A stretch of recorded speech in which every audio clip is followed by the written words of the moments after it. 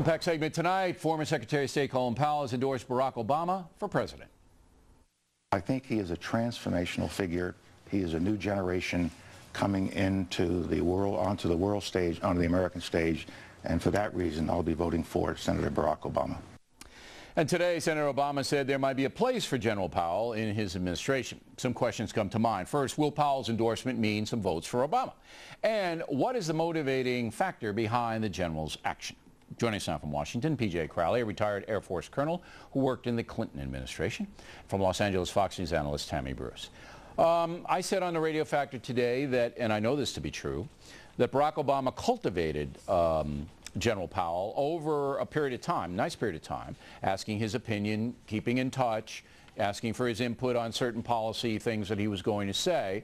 And I also said that I think General Powell is angry with the Bush administration, didn't like the way this whole UN thing worked out with the WMDs, didn't like Rumsfeld, didn't feel he was listened to.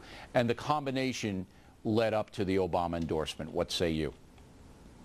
Well, I think you're right. Obviously, this is an emotional endorsement. Even in the endorsement itself, he used terminology that was not based in specifics. It was about inspiration, transformational.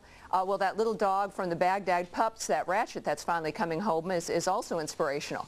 I mean, you've got a dynamic here where there were no real specifics. Consequently, also, as you're right, Colin Powell does not like how he's treated in the Bush administration. Most are looking at this more as a slap at the Bush administration than an embracement of Barack Obama. It is also, I think, with him not willing to campaign for Barack Obama, speaks to the fact that he doesn't want to deal with the details of the issue, which becomes important. In fact, the endorsement itself highlights the absurdity of it.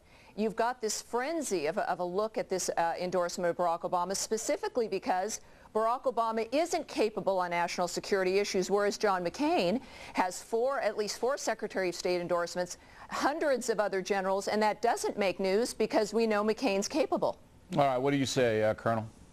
Well, gee whiz, I think Henry Kissinger came up during one of the debates, and he has endorsed John McCain. So is Henry Kissinger endorsing John McCain because he's a white guy?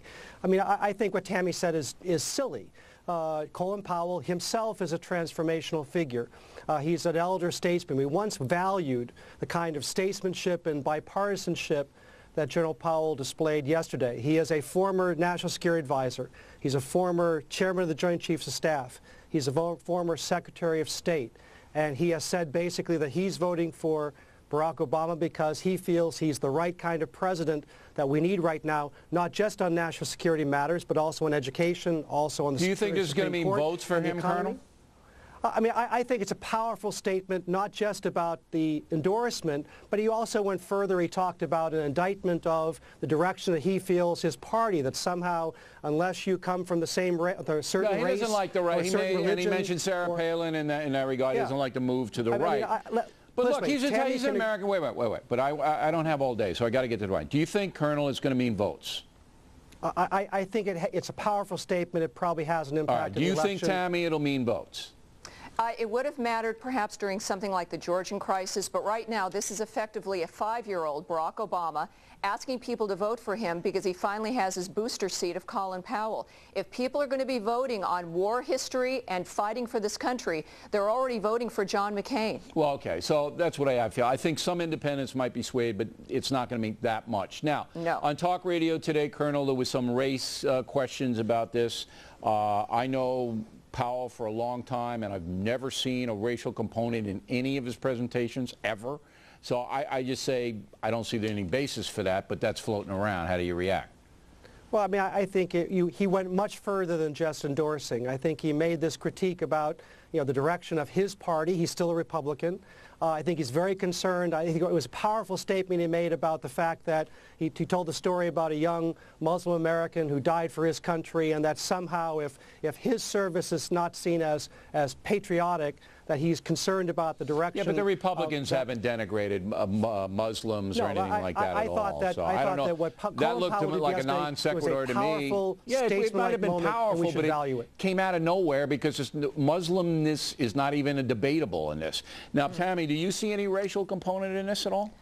Well, Colin Powell himself not too long ago said to a group he was speaking to that it would be extraordinary to have an African-American president. It's clearly on his mind. He has spoken about it, so it is a factor for Colin Powell. For the rest of Americans, we're taking Martin Luther King's lead. We're considering someone's character, not the color of their skin. All right, but I noticed that General Powell didn't endorse Jesse Jackson when he ran for president, so I don't know. I think it's a personal deal. I think you're right, Colonel. It's a very personal thing, and there's a lot of stuff going on that we don't know about, and that's where I think it came down. Good discussion, Tammy. Colonel, thank you. Directly ahead, Body Language tonight, starring Sarah Palin on Saturday Night Live, and Joe the Plumber with Mike Huckabee. There's Joe. Right back with Body Language.